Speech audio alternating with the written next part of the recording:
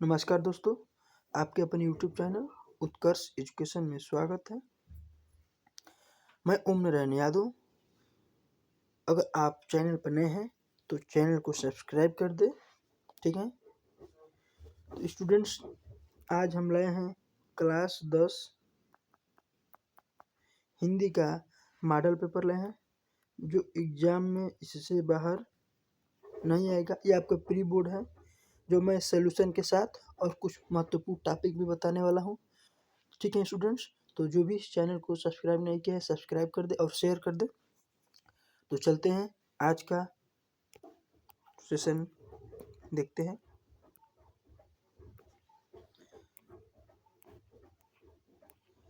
आज का हमारा जो पहला टॉपिक है आधुनिक काल। आधुनिक काल का समय सीमा क्या है? 1850 से अब तक रखा गया है। ठीक है, 1850 से अब तक। ठीक है, इसे और नाम रखा गया है नया काल या नवीन काल या गद्य काल।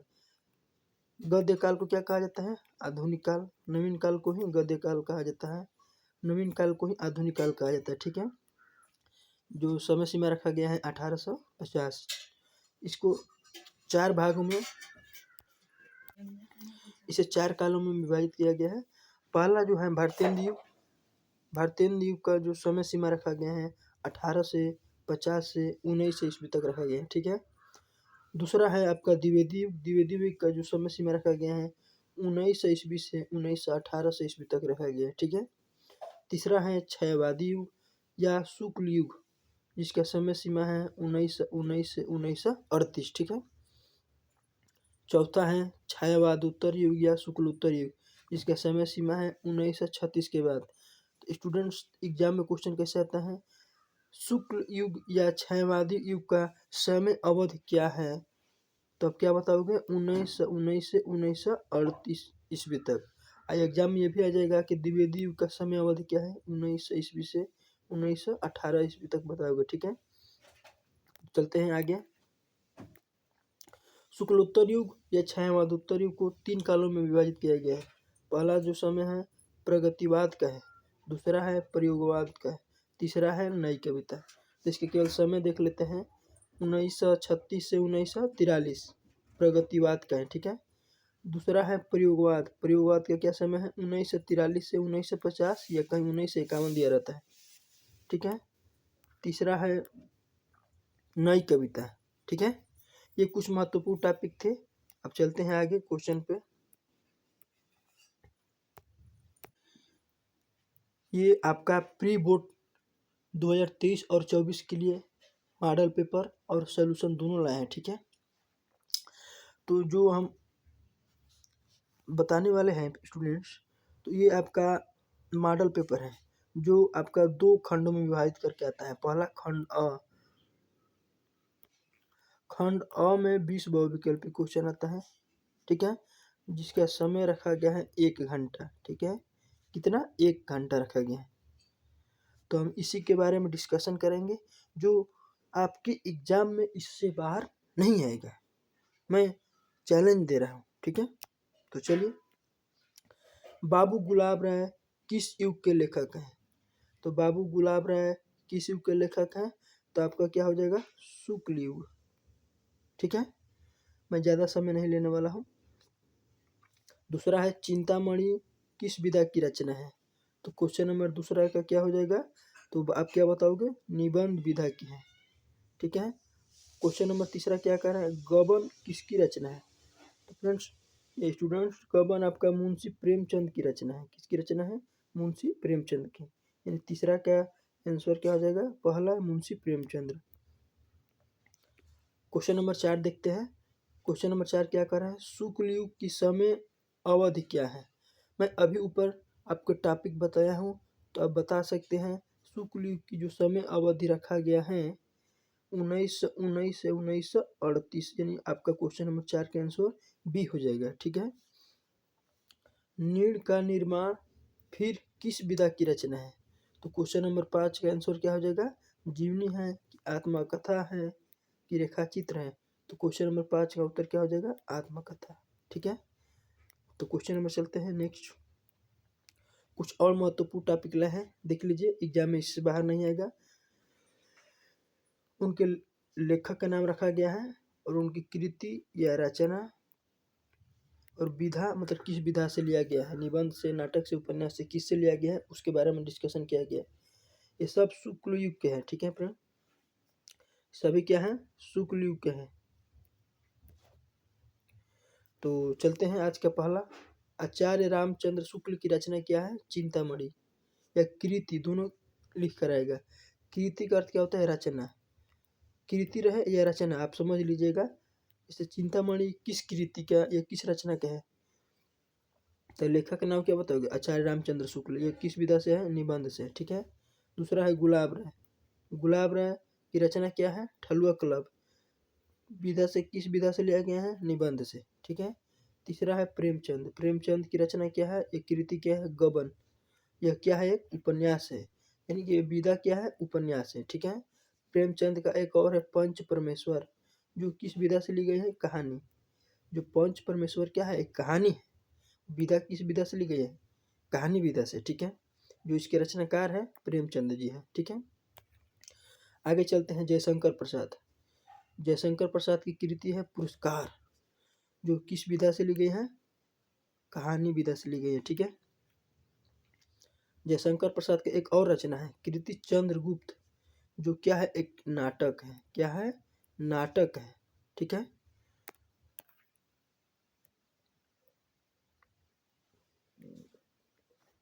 नेक्स्ट देखते हैं, हरिकृष्ण प्रेमी, हरिकृष्ण प्रेमी जो थे, उनकी रचना या कृति प्रतिशोध थी, ये विधा क्या है, नाटक, नाटक विधा से लिया गया है।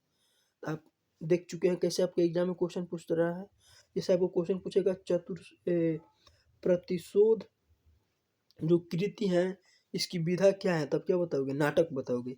चतुर्सेन, चतुर्सेन क्या है, आत्मदाह, इनकी रचना है, जो उपन्यास विधा से लिया गया है, ठीक है। ये सभी शुक्ल युग या छायावादी युग के लेखक थे, जो ये जिसका समय सीमा 1919 से 1938, ठीक है। इसमें कुछ महत्वपूर्ण और लेखक हैं, जैसे बाबू गुलाब राय, सुमित्रानंद पंत, निराला जी हैं, महादेवी वर्मा हैं, ये सभी छायावादी युग के लेखक हैं, ये शुक्ल युग के, दोनों एक ही नाम है, ठीक है। कहीं कहीं लिख कर आएगा शुक्ल युग, कहीं छायावादी युग, कहीं आएगा तब समझ लीजिएगा कि दोनों एक ही हैं। जैसे महादेवी वर्मा, महादेवी वर्मा आएगा तो समझ लीजिएगा ये शुक्ल युग के, ठीक है। तो चलते हैं आगे क्वेश्चन,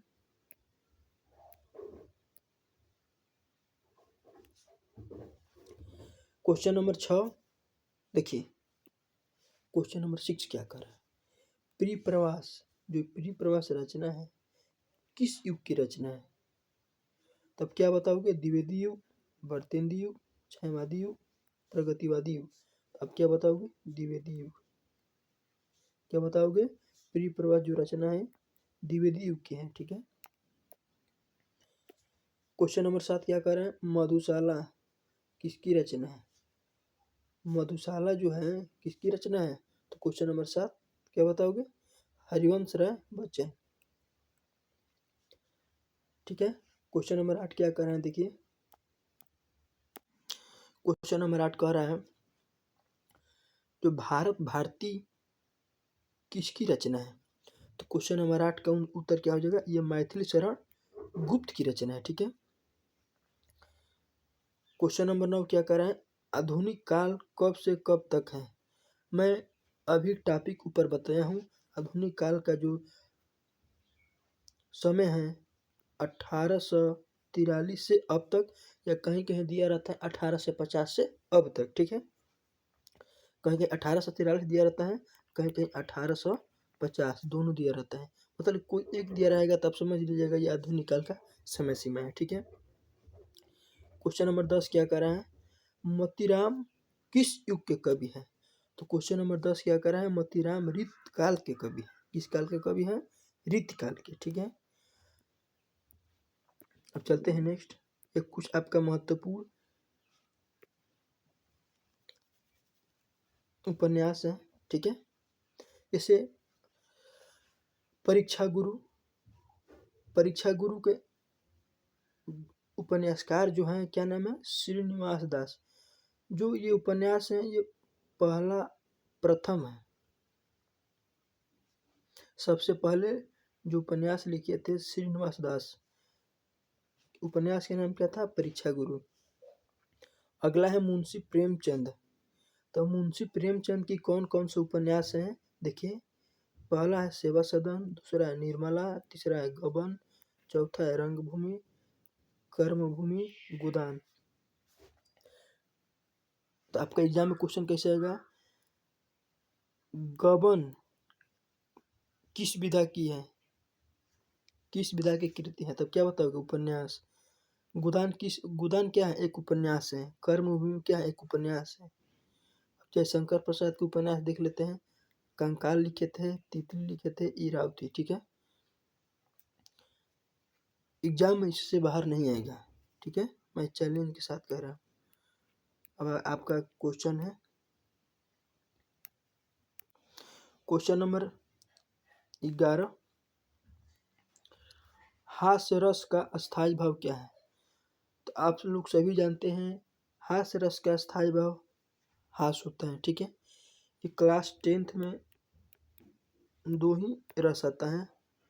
ठीक है, एक हास्य रस आता है, एक करुण रस आता है। हास्य रस का स्थायी भाव हास होता है। सुख किसका है, सुख हो जाएगा आपका करुण रस का। तो क्वेश्चन नंबर 11 का आंसर सी हो जाएगा। ठीक है, अब क्वेश्चन नंबर 12 चलते हैं। सोहत ओढ़े पित पट श्याम सलोने गात, मनो नील मणि शैल पर आतप पया प्रकाश। कह रहे उपयुक्त पंक्तियों में कौन सा अलंकार है, उपमा है, उत्प्रेक्षा है, रूपक है, श्लेष है। देखिए मैं एक ट्रिक बता दे रहा हूँ। जैसे आपका ये मानो, जैसे मानो, तो आपको 12 का उत्तर क्या हो जाएगा, बी, यानी उत्प्रेक्षा अलंकार हो जाएगा। मनो, मनहु, जनहु आदि इस प्रकार से आए तो आप समझ लीजिएगा कि उत्प्रेक्षा अलंकार है। ठीक है, क्वेश्चन नंबर 13 देखिए क्या कर रहा है। रोला छंद में कुल कितने चरण होते हैं। तो रोला छंद में कुल 4 चरण होते हैं। ठीक है, कितने चरण होते हैं, कुल 4। रोला छंद में कितने चरण होते हैं, 4 चरण होते हैं। ठीक है, तो आपका राइट आंसर क्या हो जाएगा, क्वेश्चन नंबर 13 का सी हो जाएगा। अब क्वेश्चन नंबर 14 क्या कर रहा है, आकर्षण शब्द में किस उपसर्ग का प्रयोग किया गया है। तो जैसे आकर्षण, तो किस उपसर्ग का प्रयोग किया गया है, आ का। तो आपका 14 का राइट आंसर डी हो जाएगा। ठीक है, क्वेश्चन नंबर 15 क्या कर रहा है, रचना के आधार पर वाक्य कितने भेद हैं। रचना के आधार पर वाक्य के 2 भेद हैं। कितने भेद हैं, 2 भेद हैं। यानी क्वेश्चन नंबर 15 का राइट आंसर क्या हो जाएगा, ए हो जाएगा। ठीक है, क्वेश्चन नंबर 16 क्या कर रहे हैं, देखिए पीताम्बर में कौन सा समास है। पीताम्बर में आपका बहुब्रीहि समास हो जाएगा। ठीक है, यानी क्वेश्चन नंबर 16 का सी आंसर हो जाएगा। ठीक है,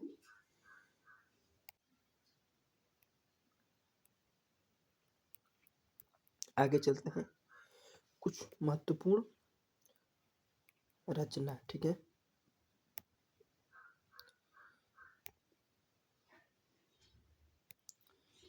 देख लीजिए, मैथिली शरण गुप्त की रचना कौन कौन है, एक भारत भारती है, पंचवटी है, यशोधरा है। आएगा कि भारत भारती के रचनाकार कौन है, तब क्या बताओगे, मैथिली शरण गुप्त। या एग्जाम में यह भी आ सकता है कि यशोधरा के रचनाकार कौन है, तो मैथिली शरण गुप्त। ठीक है, आगे देखते हैं नेक्स्ट, जयशंकर प्रसाद। तो जयशंकर प्रसाद की रचना क्या है, कामायनी है, उर्वशी है, आंसू है, लहर है और झरना है। ठीक है, आगे कि कामायनी के रचनाकार जयशंकर प्रसाद। इसी तरह आगे देखिए महादेवी वर्मा क्या है, कुछ रचना निहार है, यामा है, सुमित्रानंद पंत के देख लीजिए गिरजे के घंटी, गिरजे का घंटा, ठीक है, ये इनकी रचना है। आगे चलते हैं।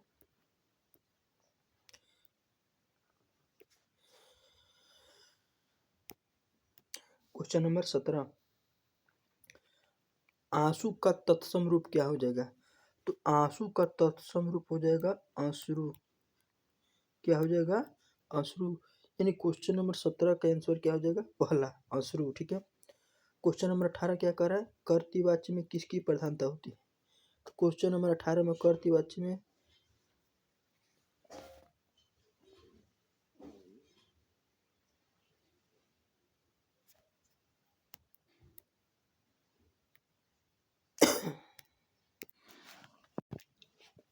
कर्तृवाच्य में किसकी प्रधानता होती है स्टूडेंट्स? तो कर्तृवाच्य में जैसे कर्ता की प्रधानता होती है, ठीक है। क्वेश्चन नंबर 18 का आंसर क्या हो जाएगा आपका? कर्ता की प्रधानता होती है, यानी कर्तृवाच्य में किसकी प्रधानता होती है? कर्ता की। Question number 19,